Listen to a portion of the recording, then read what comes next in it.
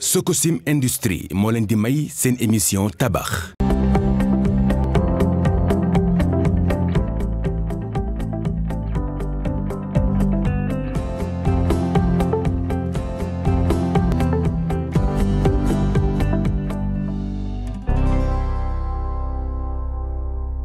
jërë ngeen jëf mbokku téléspectateurs yu RDV ñu am mbégteeg bànneex gu mot sëkk rek dellu siwaat ak yéen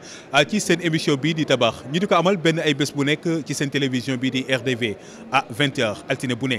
tey nag bu ngeen gisee ni ñu taxawee ak fi ñu ñëw moom moo di génn nañ ci chantier yi ñi ngi ci salon de l'énergie tey nag ñuy waxtaane lépp leen loo xam ne mi ngi jëm ci wàllu jumtuwaayu électricité nees ko mën a amee fan la ko nit ki soxlaa ban jamono lañ ko mën a am waaye itamit njëriñ li nga xam ne si ni mën na koo am ndax ku nekk xam na ni tey jii fii électricité toll dafa nekk loo besoin boo xam ne si kenn ci ñun mënu koo jéggaane kenn mëntu koo ñàkk ba tax nag ci salon bi ñu xam ne ñii tabax dañu koy soxla ñu ñëw fekk si leen ci war ci ànd ak ñëpp ñenn ñi nga xam si ne nii dañu ci yëngatu ay acteurs lañ architecte lañ ingénieur lañ électricien lañ waaye tamit dañuy yëngatu ci wàllu énergie solaire bu ngeen ñu toppee incha allah loolee lépp bu soobee yàlla dinañ leen ko dëgtal ci seen émission bii di tabax. voilà comme niñ leen ko waxee léegi rek ñi ngi nekk ak ki nga xam si nag moom moo di Mamadou Niang di architecte nekkoon itamit ki nga xam si moom moo nekkoon le président de l'ordre des architectes laata muy jàll ci loxo Fodé nekk tamit koo xam si ni ku ñu jàppale la ku ñu dimbali la ci émission bii di tabax ca njëlbeen nga ba tey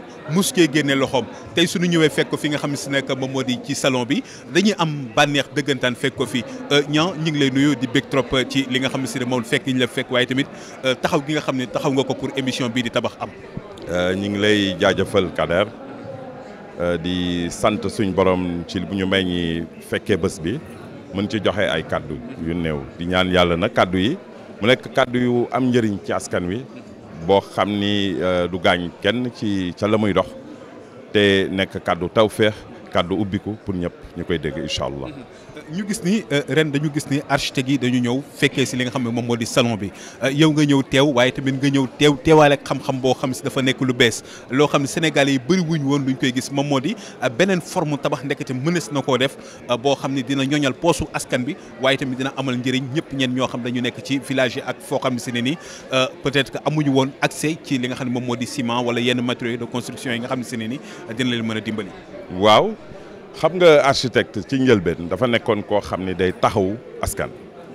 ca architecture ba muy door a xew ci àdduna tey na ñi delluwaat foo xam ne architecte dafa bokk ci société bi war cee indi xam-xamam pour société bi gën a tënku ci ay principes yu bees gën a tënku ci yoon yu xarala yoon yu am njëriñ yoo xam ni ku ci jublu di nga am loo xam ni ci wàllu économie di nga am dara ci wàllu liggéey bu rafet bu mucc ayib maanaam na ma jéem fii jël tifa bi mu nekk loo xam ni dafa sonnal lool askan wi nekk ci 100 000 hectares di peese lu war a mat 3 millions de tonnes de matière verte boo xam ni day saxin bu gaaw a gaaw di fekk mbay mi di ko yàq di fekk napp gi di ko yàq géej gi dex gi kenn mënatu ci dawal gaal pour xam ni boo jëloon tey jii sa soble mënoo fa jaar mu nekk daal loo xam ne dafa yàq lool jumtukaay doomu aadama yi pour mun a seen économie ñu ñoŋal ko mun a yokkute ci seen fi ñu ne ca la ñuy liggéey ma ne na dama koy jël su ma ko jëlee la ñuy njëkkee dañu koy dagg weer ko transporter ko dajale ko def ko ay say commencé ko nag comprimer suñ ko comprimer dañuy am panneau bu mel ni 12 centimètres d'épaisseur la mu nekk ay rangée Tifa yoo xam dafa am nu ñu koy taxawalee ñi daal di emballé panneau bi ak papier craft pressé ko kii mun nañ ko def de façon artisanale comme mun nañ ko def de façon industrielle fii artisanale lañ ko defee bu ñu defee panneau bi ba noppi dafa am ñaari xeetu panneau dafa am panneau double am panneau simple am panneau plancher bi day dox ni comme ourdi fii ci pax yi ñu yor la ñuy jàllale weñ gi fii lay nekk daal di say tolloog ci nattam ci lu ñu bëgg a jàllale bu dee 3 mètres la ñu bëgg a jàllale weñ gi ingénieurs yi calculer ko ba mën a jéggi 3 mètres bu ñu paree couler béton comme système traditionnel mu ne fii na bu ñuy tàmmalee tabax bi dañuy njëkk a taxawal kii bi coffrage bi jël panneau yi taxawal ko mu taxaw ñu jël fil à plomb bi defar ko ba nga xam ni jël na éclairage am jël na rectitude am ñi dajale leen dafa am ay weñ yu ñu koy dajale pour mun a dajaloo te du dox ñi def réservation électricité plomberie yi ñu bëgg daal di commencer jël béton bi floqué ko première couche bi la ñuy def bu ñu ko defee jël lance bi bu ñu neexee à béton ñi projeté béton bi ñu am benn bloc bu mel nii bloc bi suñ ko paree ba ci biir tifa bi ci biir la nekk gis nga dagg-dagg bi mooy portele bi ñu def fii tifa baa ngi nii mooy li ñu wane ni moo nekk ni muru tifa baa ngi nii kii mooy béton bi ñu doon teg mur baa ngi nii intérêt mur bi lan la woyof na nekk na mur boo xam ni seerul nekk na mur boo xam ni gaaw na boo koy defar ndax pièce su 12 mètres carrés bii ñu nekk buñ ko bëggoon la liggéey benn jour la ñu monter panneau yëpp jël béton bi floqué ko à la lance le lendemain ñu pare ko mu nekk loo xam ni intérêt am lan la mooy yombaay bi tamit parce que yomb na askan wi ndax tabax boo jël bu doon jar téeméer bii day ñëw jar bu doon jar 100 francs bii day ñëw jar 60 francs. su ma la déggee bu baax mooy dafa mel ni ki dafa am ñaari forme xalaat yu ci juddu benn mooy naka la ñuy def ba ñëpp am kër yombal ko askan bi ñi nga xam ne kër dafa jafe ci ñoom bi ci des moom mooy itamit fexe ba nga xam dañuy sàmm environnement bi mel na ni ñaari yooyu mën nañ ko cee boole mu dajee ci li nga xam ne moo di xalaat bu bees bi ngay indi. na nga ko gisee Kader noonu la dañoo boole ñaari lëkkale leen mu nekk na lu ñuy tuddee économie verte mooy waxtaanu salon bi te fa ñu ko gën a xóotalee ci wàllu économie verte bi gis nga panneau bii xam ne weñ bi taxaw fii dañu permettre ñi def ci ay chambre froide soble bi ñu ñàkk 40% la ñu ñàkk ndax amuñu fu ñu koy denc kii day tax comme ni ñu taxawalee tifa bi ci biir day tax yow nga mën a am tàngoor wane ci biti booy nekk ci biir day wàññeeku de 6 degrés donc facilement nga dem am sa chambre froide positive nga mën a denc say soble yooyu doon yàqu meew mi fi mu ne ñi koy tuur jolof ci càll bi meew moomu bu ñu ko defee fii dañ ko mën a denc ba mën ko jëriñ loo ba dundal ci xale yi néew doole yi lompañ yi waaw. mais tamit am na benn aspect boo xam ne mënuñu koo négliger mooy côté technique ci ouvrier yi parce que certains ne sont pas qualifiés pour defar li nga xam ne moo di coffrage yi mais aussi mën a teg li nga xam ne moo di trait soudé yi wala bu fekkee dañ koy defar avec du fer ban façon fer lañ ci war a def trait soudé bi naka la war a mën a mel peut-être que techniquement loolu di nga ci am xalaat boo xam ne si ne di nga ko ci màññal jëmee ko ci ñi nga xam ne ñoo koy def. waaw ni ñu koy defee nga weñ bi ne fii trait soudé bi acier recuit la pourquoi acier recuit mooy bërëb bu ñu demee mu am xorom du xuur bu ñu demee maanaam mu nekk booru géej dara du ko dal bu ñu ko jëlee fii carbone bi teneuru carbone bi 500 la donc moom itamit day tax durée de vie wu weñ bi dafay toog nekk lu tënku ci biir lii ciment bi nga xam ne dañ koy utiliser projection bi dafa am ni ñu koy projeté première couche bi bu jëlee bii sens beneen couche bi da koy croiser épaisseur grain bay njëkk a ñëw day woyof bi ciy topp di yokku ba keroog mu fatt donc nekkul loo xam ne aussi dafa laaj day yomb lool moo tax dañuy former nit ñi pour former leen ma lancer benn projet bu tudd dëkk xëy projet dëkk xëy bi mooy artisan yi nar a liggéey parce que kii defar weñ wi ferrailleur la kii defar panneau bi di ko teg fii menuisier la kii defar coffrage bële menuisier bois la menuisier coffreur la ki nga xam ne mooy wis béton bi maçon la donc kii defar lii plombier la plombier moo defar réservation électricité bi ñëw ñii ñëpp mooy corps d'état yooyu dama leen dajale dañu leen di former yokk seen xam-xam yokk seen xarañte pour ñu bugg dugg ci projet bi nekk ca am ca dara ëllëg ndax projet bi bu demee ba law ba ñuy jël lu toll ni 100 000 hectares di ko def artisan bu ci bokk non seulement da ngay liggéey waaye da nga am sa kër moo tax projet bi tudd dëkk xëy moo tax ñoom la ñuy ciblé na ànd ak ñoom former leen waaye fin bi mooy ñi am kër gu mucc ayib joo xam ne ñooy njëkk a bànneexoo ci biir xeetu construction bi ñëw. kon mën nañoo jàpp ni fi mu toll nii émergence nga nekk di wax fi mu toll nii ci wàllu dëkkuwaay waaye tamit ci wàllu créer ay emploi buñ gisee ni mu demee mais ci beneen côté ba tey am na ci ñenn ñoo xam ne buñ ko bëggee utiliser ndax gis nañ ni rek rafet na parce que Sénégal ku nekk xam ne nit ñi pour ñu sàcc projet dafa yomb ñu bëgg a dem réaliser ko sans ñu ànd ci ak yow wala ouvrier yi nga formé est-ce que ça sera facile parce que pour cale à béton yi ci fer bi ak aussi ci panneau yi ndax loolu tamit war na cee am wala directement dañ koy teg directement ci li nga xam ne moo di coffrage bi. non kii bu ñuy ñëw di ko liggéey maçon yi ñuy jël bu ñu leen di former dañ leen di former ci maçon nan la war a mel nan la war a liggéey donc dañuy delluwaat ci profession bi wan leen yoon nooy defee dosage boo defee sa dosage temps ban ngay mën a liggéey nangam béton doo ko liggéey ci naaj boo xam ni day génn yàq composition béton bi bu ñu jëlee kii defar électricité buy liggéey électricité ban étape la koy defar hauteuru prise hauteuru lampe ban niveau la nekk et cetera yooyu yëpp dañu leen di ñëw former leen ñoo nga laat seen xam-xam dugal ko ci norme ba nga xam ni ñooñu bu ñuy liggéey tabax bi day mel ni tubaab ba jóge fële di ko liggéey ak i norme yoo xam ne international ouvrier boobu bu génnee noonu lay war a mel ak jumtukaay yu bees yi tey raax yii ñuy jël di raax noonu di jël ay talo xewi na y a des machines pour enduire tey boo bëggee nga couler béton bu toll ci benn dal hélicoptère ngay jël y a d'autres règles vibrantes et cetera donc yooyu xarañ yooyu jumtukaay yoo xam dafa xarañ te di doxal liggéey yooyu yëpp da nga ko ciy dugal boo ko ci dugalee na pour mu dox aussi dafa am benn notion de durabilité bu ñu nar garder ci projet bi yenn yu bari solaire lay doxee yi mën a dox énergie renouvelable yëpp yu bari loolu lay doxee comme ça jaww ji yàq googu ñi ciy wax ñun ci tabax bi day garder durabilité am du ko yàq léegi nag boole ci mu écologique boo jógee ci biir day noy nekk tabax bu mucc ayib nga régler problème environnement régler problème économie et là da ngay dootoo def émergence mais da ngay def une économie durable loolu moom mooy xeetu projet bi ñi ñaan yàlla na mu law. waaw d'accord bu ñu jàllee ci loolu ñu dem ci côté solidité bi gannaaw ki nga xam ne si dafa rêvé tabax ci peut-être rez-de-chaussée war a R+1 ou bien yàllaa xam ban niveau la soxla ndax loolu c'est possible pour que mu nekk R+2 wala rek rez-de-chaussée rek la mën a yem. projet bi boo gisee mu am panneau double bi c'est pour que mu mën a yéeg ba nekk R+15 wala R+20 parce que panneau bi écart bi muy ubbeekoo yow yaa cay dugal say fer yi nga bëgg a def pour mu jóg ba fa nga bëgg mu jóg. structure bi dafa exister ci biir lii dafa am poteau am poutre am ay nervure am élément de structure yëpp mais yooyu élément bu ci nekk dañ koy dimensionner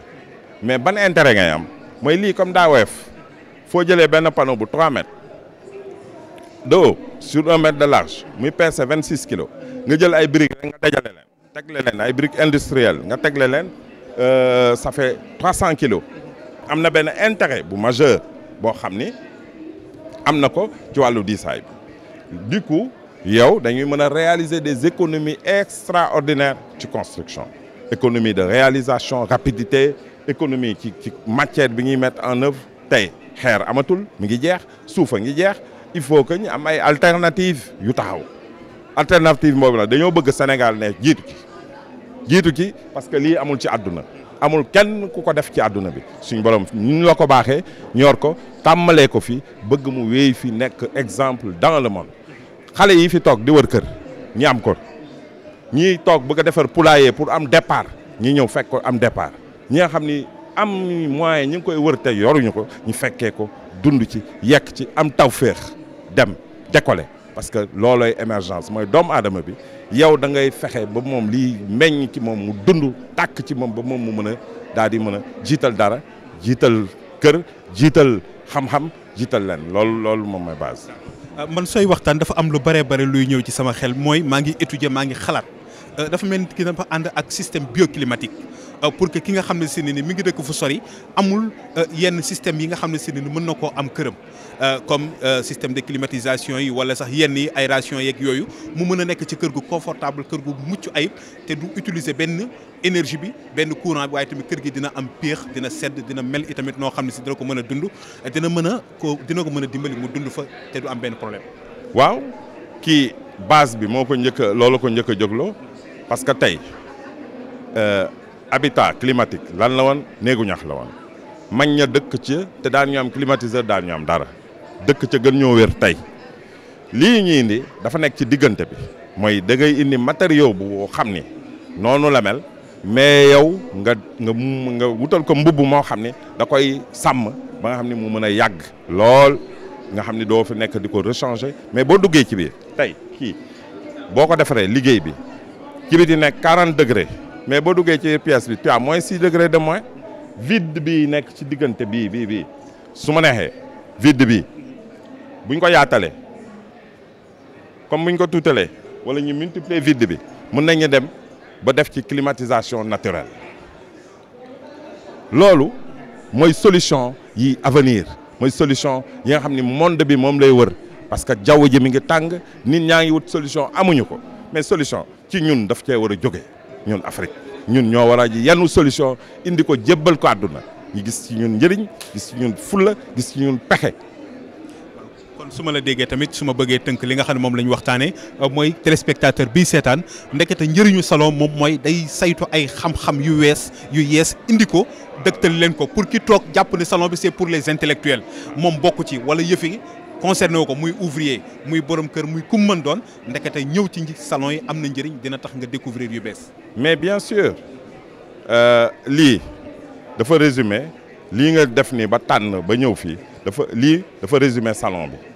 économie verte bi ñuy wax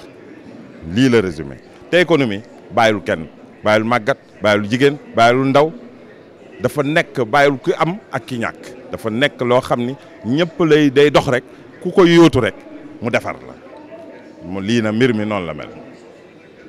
ndax am nga ci ndimbalu état laata may génn. amaguñu ko xëy na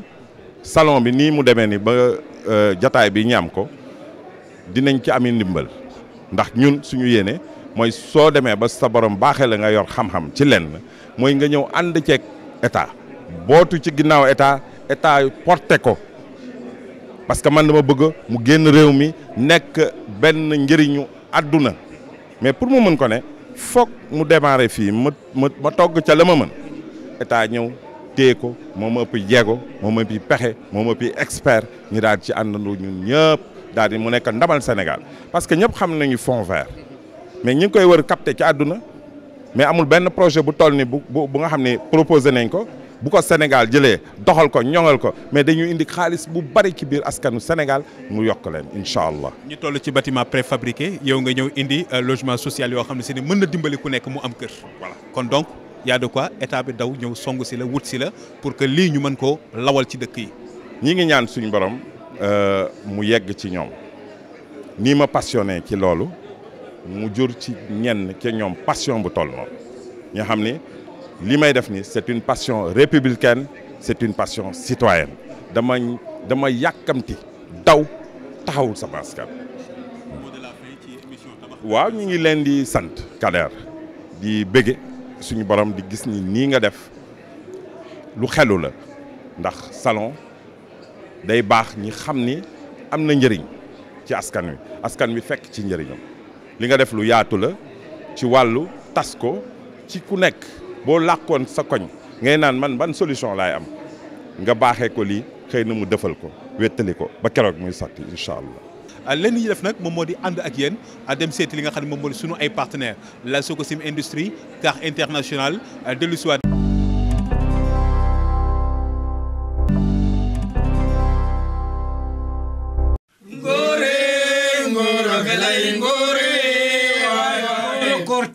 tigi refu o koor ka refa jambar ngora belay ngore ka refa o koor bona ko bon kam xa qola xa bono ngayna ngora belay ngore ngora belay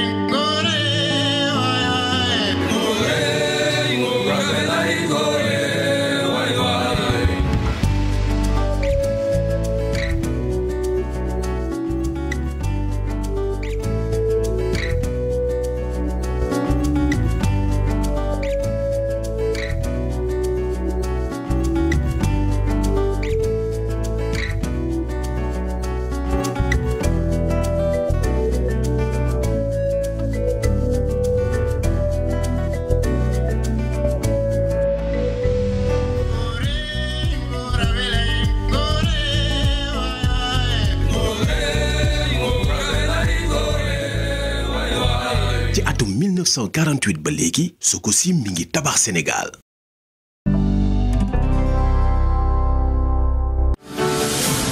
Car International est une filiale du groupe Car Espagne. Car International évolue dans le domaine du vitrage et de l'aluminium. Ce secteur requiert un niveau très élevé de spécialisation, de performance et de créativité. La qualité est le credo de notre entreprise. Qui dit qualité, dit sécurité, donc contrôle et finition. Car International a lancé Car Service afin de répondre aux exigences du secteur et intervient dans tous les domaines de la construction. Vitrage, polissage, biseautage, double vitrage de 125 pièces jour, toutes dimensions, cintrage, rond et demi-rond, alucubon, mécanisation pièces. Car International a une capacité de production de 350 portes et fenêtres par mois avec un système industriel pointu, des locaux normés, des techniciens expérimentés sous la houlette d'un directeur et d'un chef de production espagnol. Car International, la qualité, notre credo.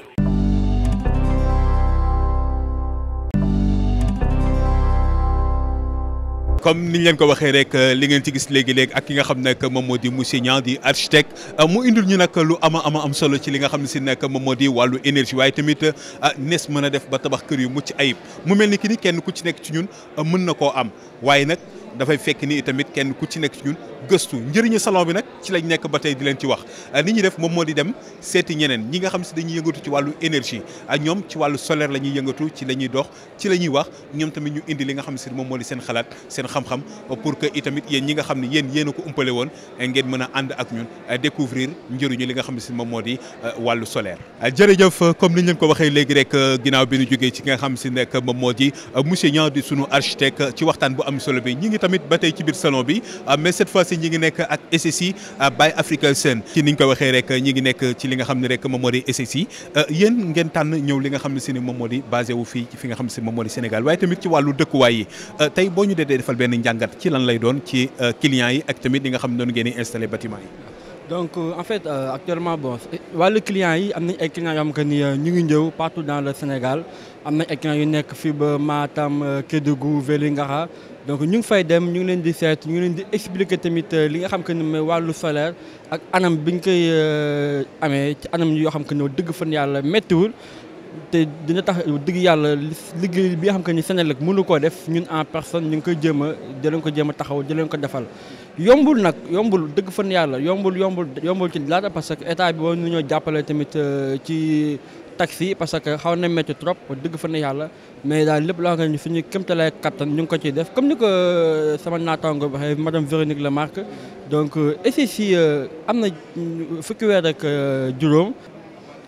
Voilà donc actuellement comme ni nga gisee nii donc ñu ngi tabax ñu ngi nekk ci comme émission tabax dañ ci doon profité di leen wan ni que ni di lancer appel boo xam que ni ci képp koo xam que ni yaa ngi liggéey ci wàllu éducation lii ay projet la projet di ay école la ñuy defar ak des bâtiments préfabriqués boo xoolee école bi tey jii nii leen ko kiiwee concepté ko bâtiments yi nekk ay panneaux chantiers ñu takkale leen benn par benn mën nañ ci am ay 12 ay salles de classe structure yëpp nii la mel aluminium ak lépp ngi ci tey jii boo nga continuer xool gis nga plan bi ay ànd ak am ay dortoir dina am lépp loo xam que ni meilleure condition en plus ay clé en main lay nekk école bi mën na nekk R+1 ba R+2 tey jii boo xoolee ñu comme ni ko plan bi taxee gis nga lépp loo xam que ni salle de classe yi abri provisoire yi am partout dans le Sénégal tey jii ñun entreprise SSI on est capable de le faire boo jógee ci wàllu éducation li ci gën a soob mi wàllu santé ñu dañuy defar ay cadres de santé comme ni ko président waxee discours ne dañoo soxla ay cadres de santé ñun ñu ngi répondre président di ko xamal que ni am na entreprise bu nekk Sénégal bu ko mën a defaree ay cadres de santé yu mucc ayib clé en main ak ay conditions yoo xam que ni de garantie de certificat ak lépp loo xam que ni norme européenne yëpp dañu ci am. su ma la déggee moom mooy ay bâtiment préfabriqué la. yu ñu defar pare ngeen di ñëw defar fondation rek posé ko. fondation rek bâtiment bi lépp defar nañ ko pare fondation bi ngay voilà fondation bi rek ngay teg am na ay buntu am na ay fenêtre am na lépp donc voilà donc bâtiment bi am na surface bu nekk am na 18 mètres carrés am na 25 mètres carrés am na 100 mètres carrés am na 250 mètres carrés ba 1000 mètres carrés en fonction besoin boo ci bëgg xam nga léegi tabax am na nooy tabaxee ndox bi bu tawee ndox bi di senn parfois courant bi ni consommé du bari fii isolation thermique lépp la am donc condition européenne li ñu wax règlement RT 2012 yi européen di respecté tey jii moom lañ defaree bâtiment yi donc du coup lépp loo xam que ni moom dëgg fa ne économie d'énergie am nga ko mucc rafet na tàkkaala macha allah daal ñi ngi nag ci sunu ñetteelu pàcc waxtaan ba tey nekk ci salon de l'énergie renouvelable bi nga xam si nekk ñu ngi koy amal ci ñetti fan yi nga xam si lañ nekk tey ñi ngi nekk ak nga xam ne nag moom moo di Saliou Ba Saliou tamit nga yëngatu ci wàllu énergie ñu gis ni da ngeen ci am taxawaay bu am solo di jàpp ci lépp loo xam ne si ne ni mi ngi fexe Sénégalais yi mën a xam lan moom mooy énergie renouvelable tey fii Sénégal toll boo ñu ko doon tënkal lan ngay wax téléspectateurs yi nga xam ne ñi ngi ànd ak yow ci sa émission bi di tabax. voilà maa ngi nuyu man la Saliou Ba man maay directeur général bu Lif Énergie Lif Énergie benn entreprise solaire la boo xam ne moo ngi fi depuis plus de 5 ans matériels yi ñuy jaay yëpp mooy matériel solaire. matériel solaire nag dafa nekk loo xam ne que daanaka mooy alternative bi mooy loo xam ne que daanaka jumtukaay yoo xam ne daanaka kii rek nga soxla soleil bi nga soxla mooy jant bi lañ soxla pour mu am électricité. jant lañ soxla pour mën a am électricité pour mën a dawal appareil yu nekk sa kër mën a dawal appareil yoo xam ne da nga koy soxla chaque jour ça veut dire que comme pompage solaire yi pompage boo xam ne pompage à eau la day marché ak solaire pour baykat yi ak aussi am nañ tamit ay frigo solaire yoo xam ne dafay daw ak solaire boo xam ne tamit femmes yi groupement des femmes yi dañ koy soxla ak surtout ak le monde rural parce que solaire nag mooy produit boo xam ne mooy appareil boo xam ne que fépp foo nekk si Sénégal au fin fond du Sénégal mën na la fa fekk comprends nga foo xam ne foo xam ne courant mën la fa fekk mais solaire moom mën na la fa fekk donc dafa nekk produit boo xam ne c'est portatif mën nga ko yor ko sa dafay ñëwee ak dimension yu différent mën nga ko yor en même temps tamit si yaa ngi au fin fond Sénégal te mën la fekk monter la sa installation solaire. mais pour téléspectateur bi nga xam ne mi ngi nekk di ñu seetaan mu def installation këram ba noppi gis ni nag dekete fi mu toll nii. dafa bëgg a def recours ci système solaire bi naka la mën a def dafay désinstaller waat kër gi yëpp wala da ngeen ko fay fekk am système boo xam da ngeen ko koy tegal appareil yi nga xam ne moom lañ nekk di gis ni comme li nga expliqué da ngay gis koo xam ne dafa monté dafa tabax këram pare def installation électrique am ba pare bëgg solaire du fa changer dara du ko changer ñun li ñuy def mooy indi suñu plaque solaire indi suñu appareil suñu ay batterie ak onduleur adapté ko ak lu fa nekk y a pas de changement amul ay câble spécifique lépp ñoo bokk parce que solaire électricité la day nu courant yi dawee si câble électrique yi muy dem noonu la solaire dawee tamit si câble électrique yi dem donc amul dara lay changé soo ñu woowee daal ñoo xool dafa expertise bi ñu xool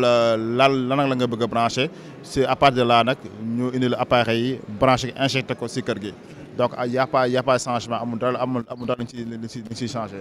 bu fekkee ni nit ki bi muy tabax këram ñun xam nañu fii lu ci bari 220 la ñuy utiliser yéen naka ngeen di def ba adopté loolu ak li nga xam ne si moom moo di yi ngeen yor appareil yi ndax tamit dina attan suñu consommation ak aussi bu dee panneau bi ñaata panneau lay soxla waaye bu fekkee ni si nii appareil bi may seen nii ban façon itamit la ciy soxla wala loolu lépp yéen a ko koy xelal. voilà comme kër gi si les 220 lay utiliser. foofu la ñuy woowee onduleur parce que onduleur bi parce que panneau solaire yeeg batterie ñoom courant DC la ñuy envoyé du 12 volts wala 48 wala courant DC daal mais courant continu courant DC la ñuy indi quoi léegi nag foofu nag la ñuy woowee onduleur bi nag mooy transformer courant DC bi en courant AC en 220 pour moom mun a utiliser appareil am. Ça veut dire que mën na utiliser ay frigo wala ay congélateur am ay lumière am ay ventilo wala télévision comme xam ne yooyu moom si courant 220 lay dawee donc là foo la onduleur du ñëwee loolu mooy rôle onduleur pour mu transformer le courant de DC en courant AC ça veut dire que le courant de 220 donc nag là ñu si am matériel yi yor nii comme suñu panneau solaire yi ñun dañuy évaluer kër gi xool la consommation fa la toll xool lan ak lan la bëgg a branche solaire bi suñu xoolee lan la bëgg a branche solaire nag ñu def les calculs comprendre dugal suñu logiciel yi ñoo koy calculer léegi là muy définir nañu ok kër gi par rapport ay besoins temps de panneau la soxla temps de batterie la soxla ak capacité onduleur bu mu war a transformer pour mu yóbbu appareil yi ban capacité la war a nekk comprendre nga soit mën a nekk ay 2 kilowatts wala 3 kilowatts wala 5 kVA. jërë ngeen jëf ñu kontaan trop ci li nga xam nag moom lañ leen indil tey ñu am yaakaar ni itamit njëriñ lu bëree bëri juddoo na ci jëm ci yéen ndax nag seen émission tabax nii rek lay def lépp leen loo xam ne mi ngi jëm ci sunu wàllu dëkkuwaay wàllu tabax te nga xam ne si ni buñ ko indee dina am njëriñ ci ñun ci yéen ci ñëpp ñoo xam ne si dañ ci toll muy borom kër yi muy état muy ouvrier yi muy ñi nga xam si tamit ay promoteur lañ ak kum ci mën doon dañ lay bàyyi xel ngeen gis nag tey dañ ñëwoon ci li nga xam ne moom moo di salon de l'énergie renouvelable loolu nag nekk nag xew-xew boo xam ne si ne ni Excaf mi ngi ko amal ànd ceeg ANER ñu taxaw ci def ci njàngat bu yaatu boo xam ne si dina mën a permettre ñi fi nekk di exposé mën a biral li nga xam ne moo di seen ay xalaat waaye ñi nga xam ne jot nañoo ñëw ak ñi nga xam ne si ñu ngi ci kër yi ñu mën a xam lu ko tax a jóg ñu sant leen gërëm leen jaajëfee leen baax di leen jox di daje incha allah beneen yoon ci beneen numéro ak sunu beneen thème incha allah jërë ngeen jëf. Sococim Industrie moo leen doon may seen émission tabax.